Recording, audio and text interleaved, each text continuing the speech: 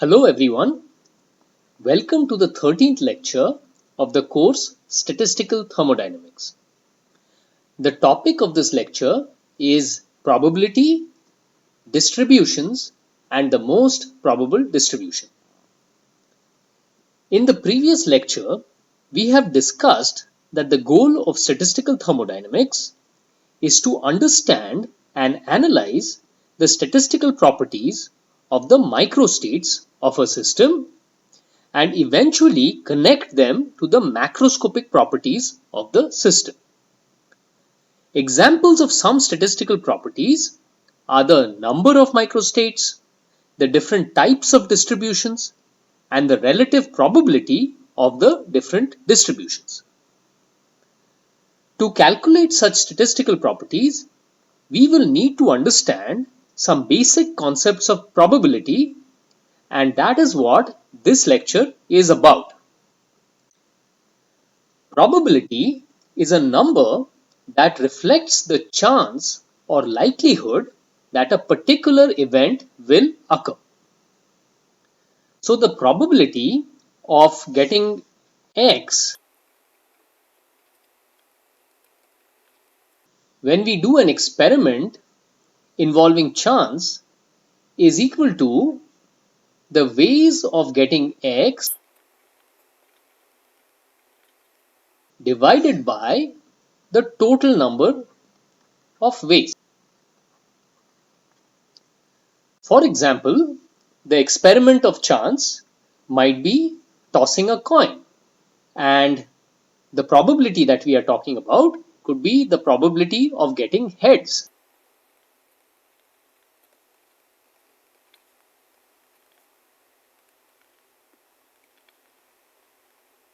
Or it could be that we roll a dice, and the probability that we are talking about could be the probability of getting 4 when we throw a dice.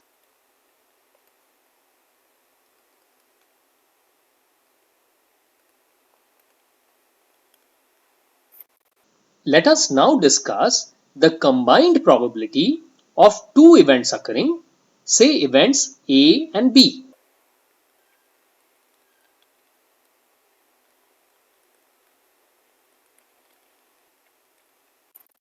There are two distinct situations. First, what is the probability of A and B occurring? And second, what is the probability of A or B occurring? We will refer to these two situations as AND probability and OR probability. We will discuss these in some more detail. So let's start with AND probability. Consider the question, what is the probability of getting 4 10 times in a row when you toss a dice 10 times?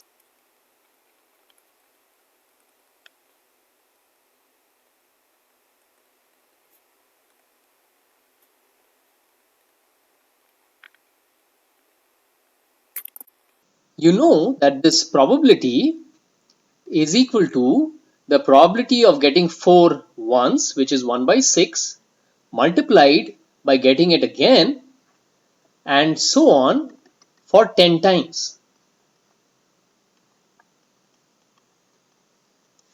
which is equal to 1 over 6 to the power of 10, which turns out to be 1 by 60,466,176.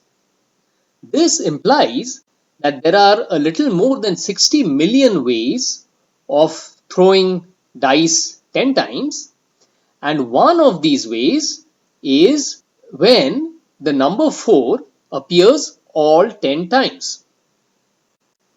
The important point is that when we have a situation of AND probability, that is the probability of getting 4 the first time and getting 4 the second time and getting 4 the third time and so on for 10 times, then we need to multiply the probabilities of getting 4 each time. So for AND probability situations, we multiply.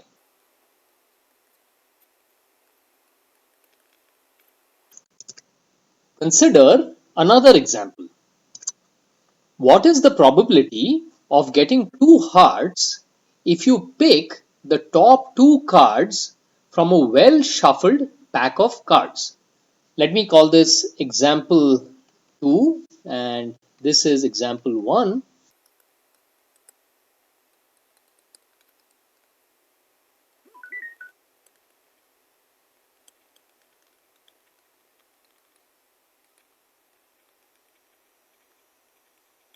This is also an AND probability situation, but there is a slight difference from the first example. In this case, the two events, getting the first heart and the second heart, are not independent events. So the probability of getting the first heart is 13 by 52. But once we get one heart, there is one heart less in the pack of cards. So the probability of getting the second hearts is 12 by 51.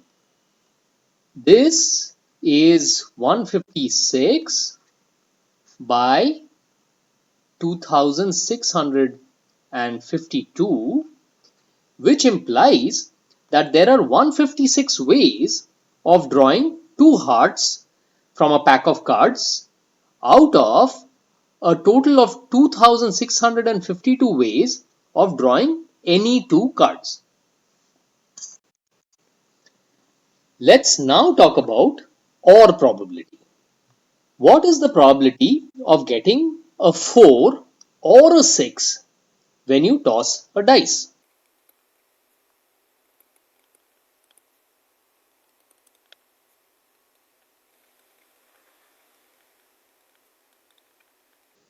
The probability of getting a 4 is 1 by 6, and of getting a 6 is also 1 by 6, and either of these are okay, so these two add. And the probability of getting a 4 or 6 is 1 by 3.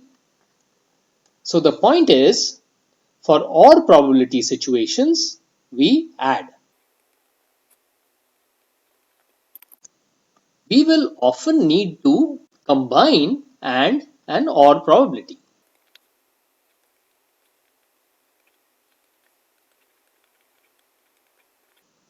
For example,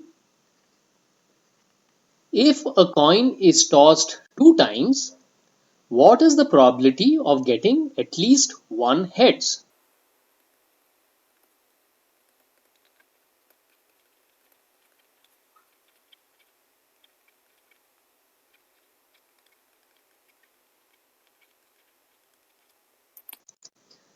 There are 4 possible sequences: heads, heads, heads, tails, tails, heads, and tails, tails. All sequences where the first toss gives a head counts towards this probability. So P is equal to half. This is when the first toss is heads.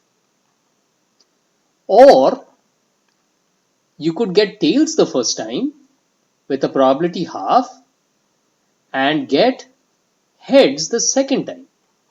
This also will count. This is a combination of OR and probability, and the total probability here is 3 by 4. Now try this. What is the probability of getting at least one heart when you randomly pick 2 cards from a well shuffled deck of cards?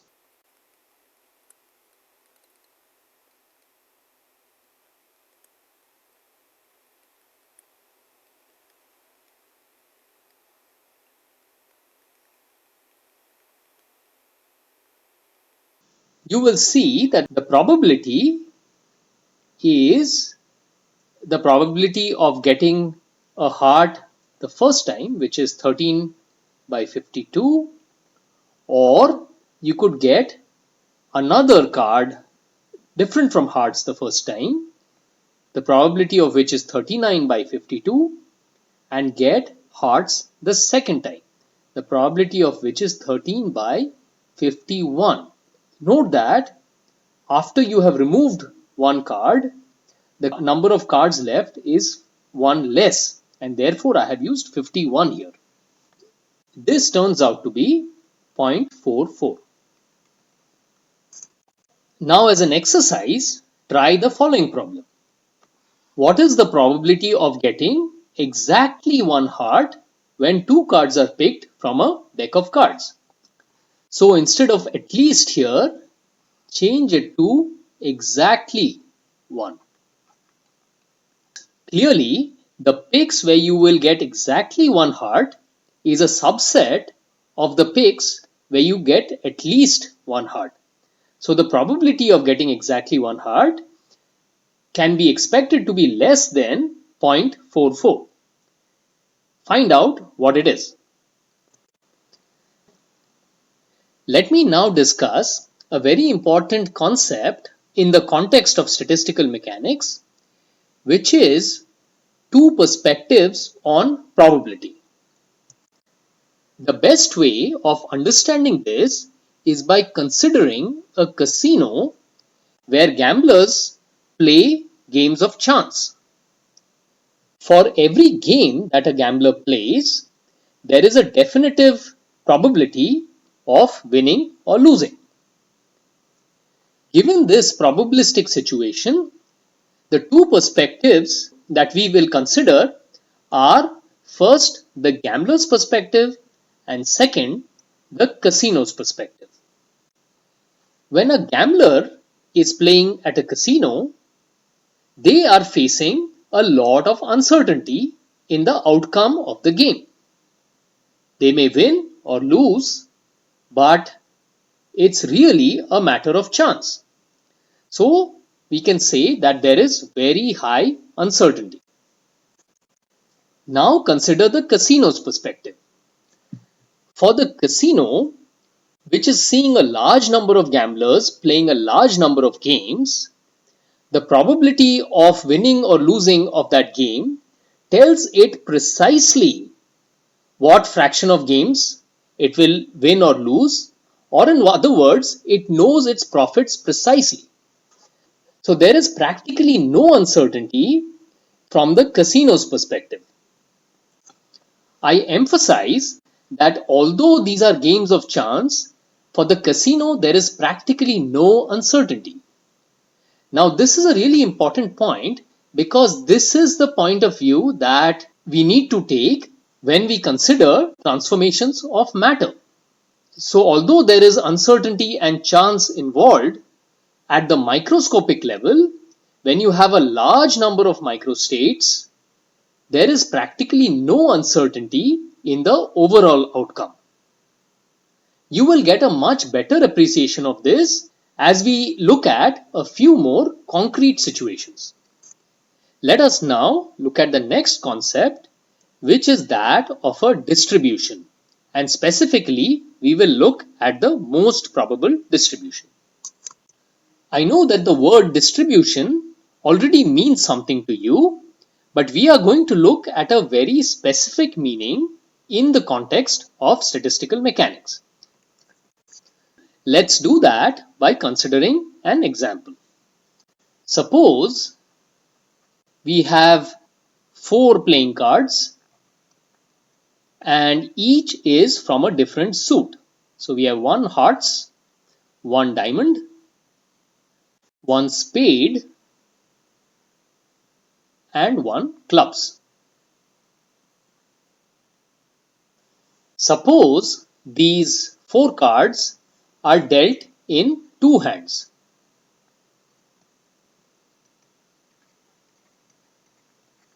Let us say hand 1 gets the first card and the second card, and hand 2 gets the third card and the fourth card.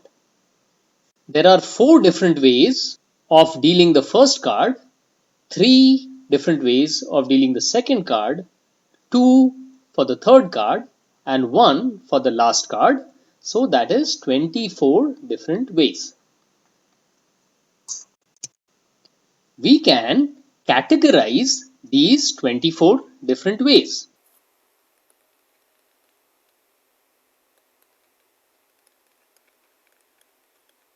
For example, we could categorize these as ways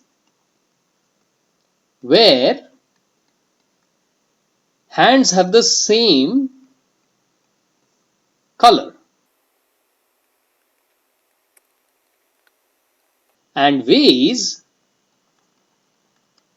where hands have different colors.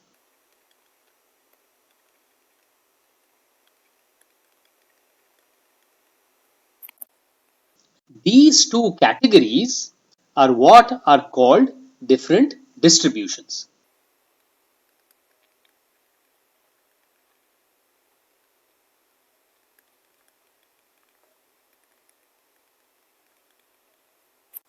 Suppose we call this as distribution A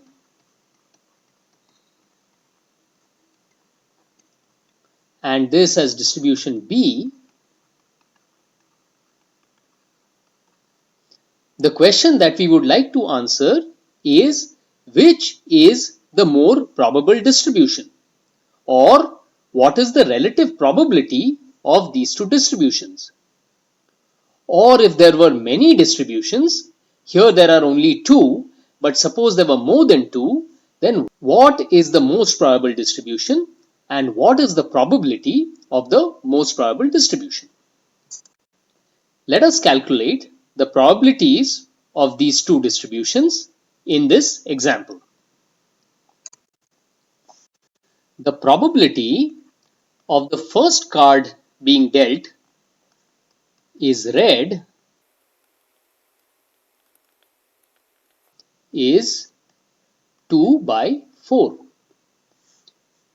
Probability that the first is red, second is red is 2 by 4 times 1 by 3. Probability that first is red, second is red, third is black is 2 by 4 times 1 by 3 times 1, 2 by 2. And the probability that first is red, second is red, third is black, and fourth is black is 2 by 4 times 1 by 3 times 2 by 2 times 1 by 1. So writing in short, probability of red, red, black, black is 1 by 6. Similarly, probability of black, black, red, red is also 1 by 6 by symmetry. Both of these would contribute to the probability of the hands having both cards with the same color. So probability of hands having both cards with the same color is 1 by 6 plus 1 by 6, which is 1 by 3. And the probability of having hands with cards of different color is 1 minus 1 by 3, which is 2 by 3. So the probability of distribution A is 1 by 3 and the probability of distribution B is 2 by 3. We have calculated the relative probability of the two distributions, and in this case, distribution B is the most probable distribution.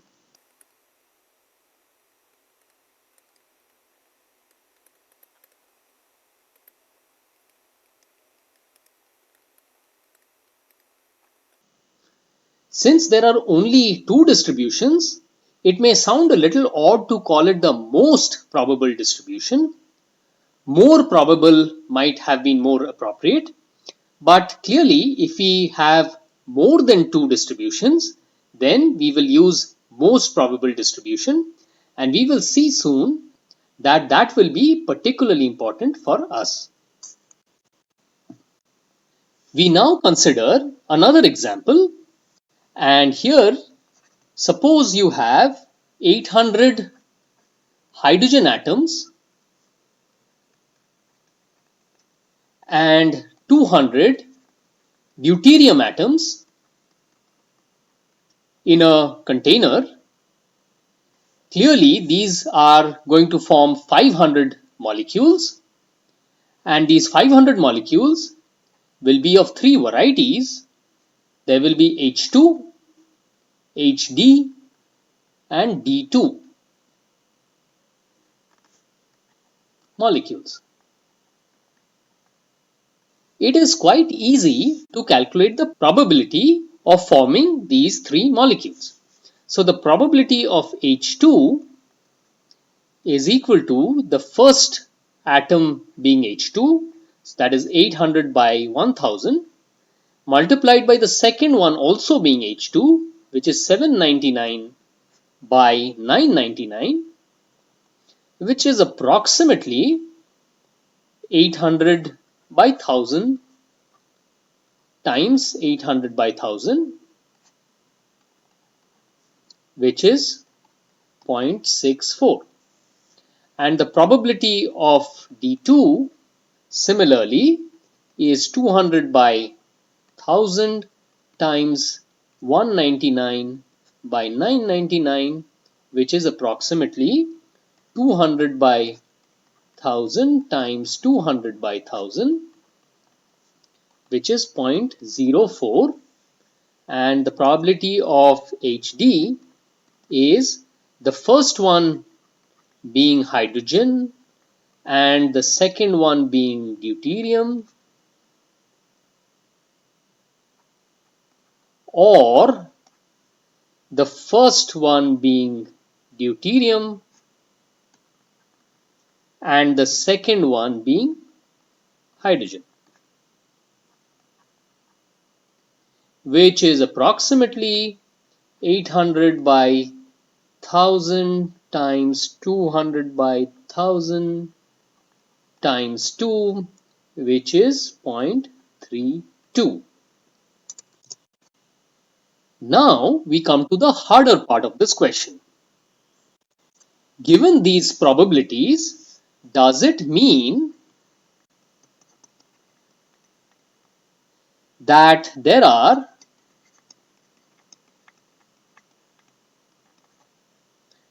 .64 times 500, that is 320 H2 molecules, and 0.04 times 500, that is 20 D2 molecules, and 0.32 times 500, that is 160 HD molecules? That is the question. Pause the video and think of an answer to this question. The answer is no. There are various possible distributions.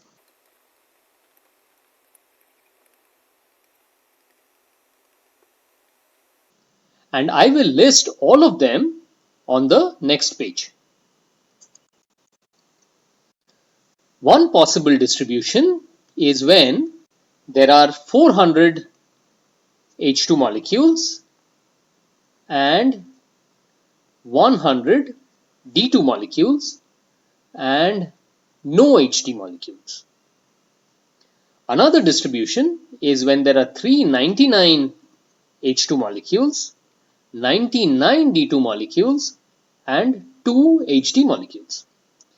And so on, like 398, 98 and 4, and you can go on like this till 300 H2 molecules, 0 D2 molecules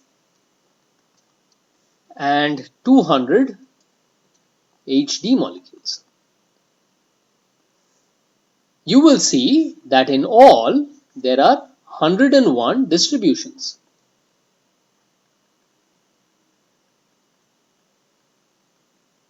One of these 101 distributions is the one where there are 320 H2 molecules plus 20 D2 molecules plus 160 HD molecules, the one which we discussed on the previous page.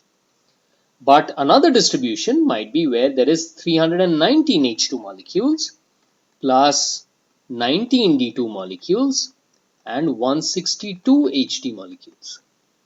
Now the question is, what is the probability of this distribution and what is the probability of this distribution? In general, what is the probability of this different 101 distributions? And what is the most probable distribution?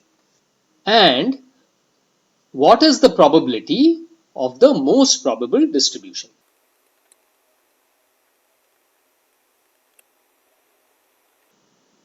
I will use MPD as an acronym for the most probable distribution because we will encounter this phrase quite often now. Our intuition tells us that this is the most probable distribution, and that is correct.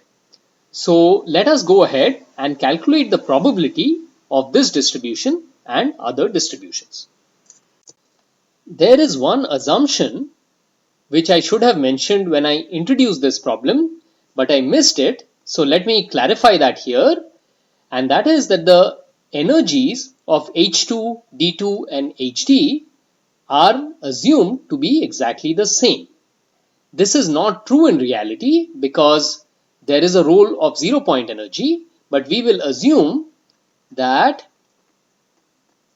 H2, D2 and HD have the same energy of formation from the atoms. Let's calculate the probability of having 320 H2, 20 D2 and 160 HD. So we are interested in the probability of this distribution. For this, we'll calculate the number of ways to form 320 H2. Let's call that ways HH. And similarly, we'll calculate the number of ways to form 20 D2, which is WDD and WHD.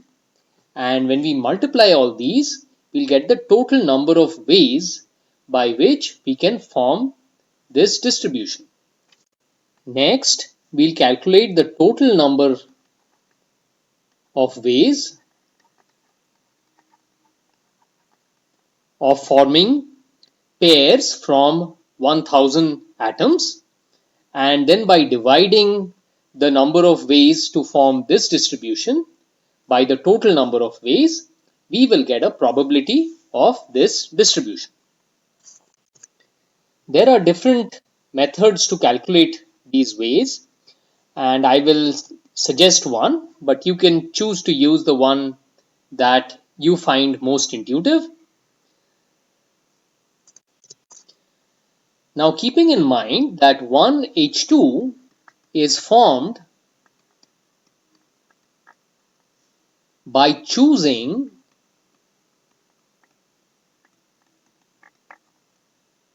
two H atoms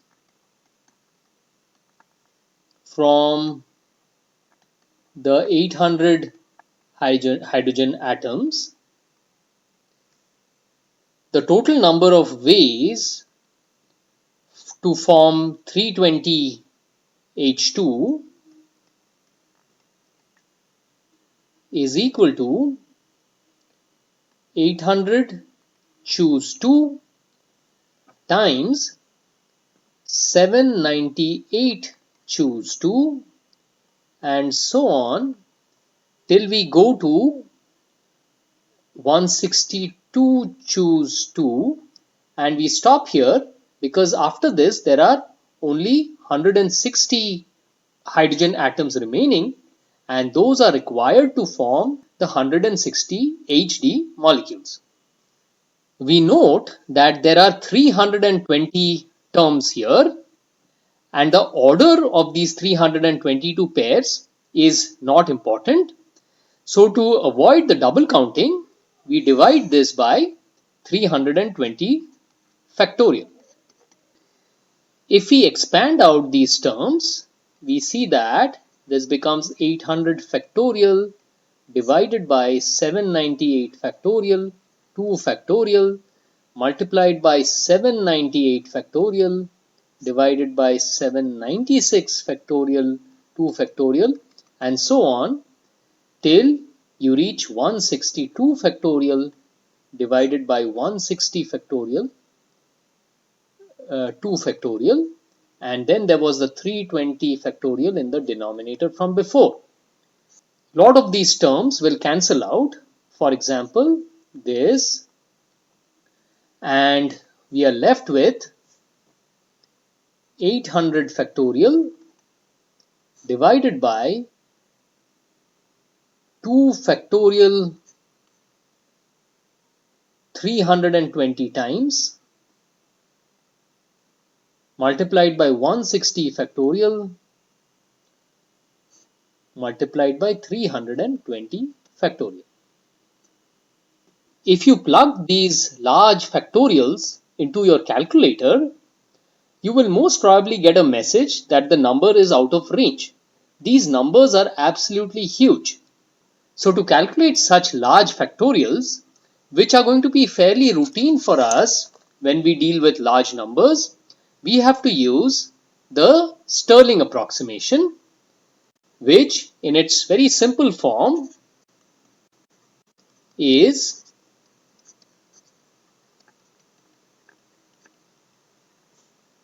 ln of n factorial is equal to n ln n minus n. Using this approximation, you can calculate the number of ways on the previous page and it turns out to be e to the power of 2144.99. Just to get a feel for how big this number is, let's convert to base 10. So this is e to the power of 2.303, which is 10 to the power of 931.56, and that is 10 to the power of 931.56, which you can imagine is quite an enormous number. Using a similar procedure, you can calculate the number of ways for forming 20 D2 and that comes out to be 200 factorial divided by 160 factorial, 2 factorial to the power 20 and divided by 20 factorial. And again, W 160 HD is equal to 160 factorial. The total number of pairs from 1000 atoms is W